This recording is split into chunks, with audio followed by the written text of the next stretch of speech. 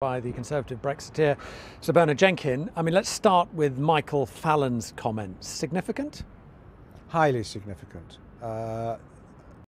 He was not one of the names on our list of likely rebels, and I think that just demonstrates how the authority of what the Prime Minister has negotiated is collapsing. Do you sense that on the backbenches she is losing rather than gaining support? Well, we'll wait and see. I mean, the traditional thing is the number of suspects who are going to rebel against the government tends to crumble towards the actual vote.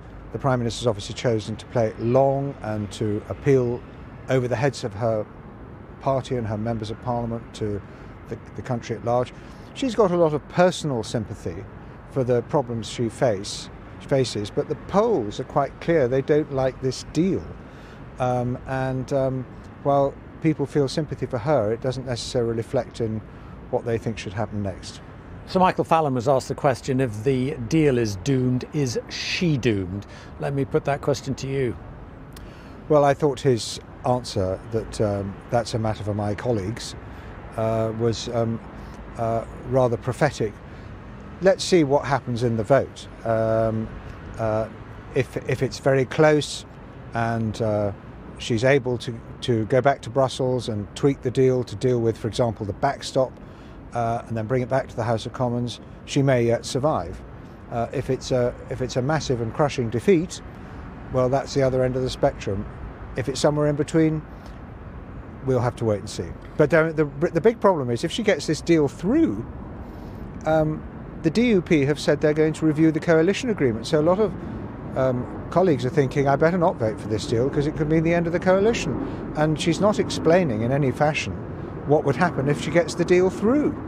Let's just talk about Donald Trump too. I mean, he's wrong, actually, because the political declaration states explicitly that the UK government will be able to develop its own independent trade policy. Well, it all depends what you mean by an independent trade policy.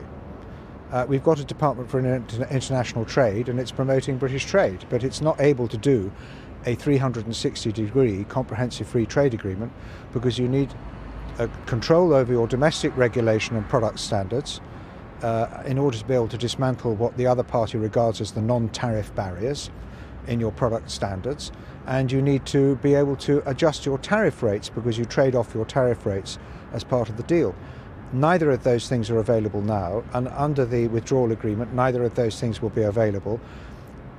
You know, some people argue in the backstop the UK could have that, but of course that would mean a regulatory border down the Irish Sea, which no Prime Minister could support, so that's not going to happen. So we're stuck in a deal where we could be stuck in the customs union, stuck with EU products and standards, and therefore unable to do a proper free trade deal with the United States, which is what they want. And briefly, the idea of a TV debate between Theresa May and Jeremy Corbyn?